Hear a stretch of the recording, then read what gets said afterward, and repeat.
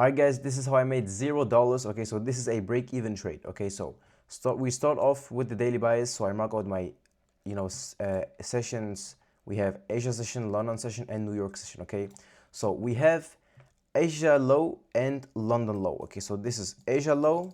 Okay, this is Asia low, and this is London low. We have a 1 hour fair value gap to the downside and 4 hour fair value gap to the downside. Okay, so we have a bunch of high time frame fair value gaps on the downside. Okay, and then I look on the upside and we have a 4 hour fair value gap. Okay, we have two 4 hour fair value gaps. Okay, so we have the first one right here and we have the second one.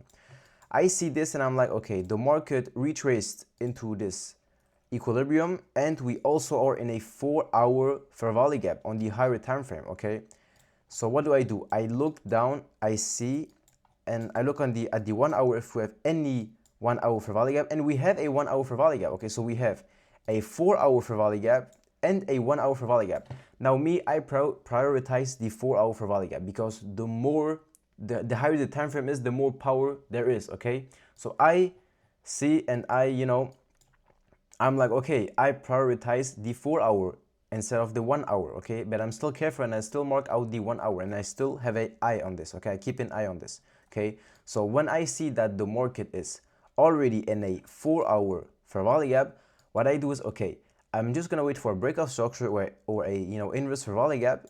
I'm gonna wait for my model to play out and then I'm gonna short. Okay, so because I'm gonna be bearish because the market is already in a 4 hour bearish fair value gap and we have a bunch of high resistance liquidity on the downside. Okay, so I'm just like, okay, it's just a matter of time for the market to go lower. Okay, now I wait for my model. Okay, I see a breakout structure on the 5 minute, then I see the market retrace into this 5 minute breaker block, as you can see right here. Okay, this is a 5 minute breaker block.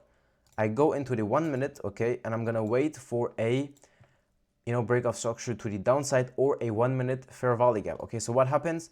We see a 1 minute fair value gap getting formed. We see the market retracing and I'm shorting right here. Okay, I'm shorting right here. I'm gonna put my stop loss above this 5 minute breaker block. Okay, which is this one. Okay, now what happens? I'm gonna put my take profit right here. Okay, I'm gonna put my take profit right here because this is a 1 to 5 and this is actually what I want, a 1 to 5. Okay, I want to make 1.5%. Now we still have a 1 minute fair value gap right here. Okay, so the market can at any time go lower. Okay, at any time can go lower to then go higher and to respect that 1 hour fair value gap. Okay, so what I do is I wait for the market to retrace into this 1 hour fair value gap, and once the market touches that 1 hour fair value gap, what do?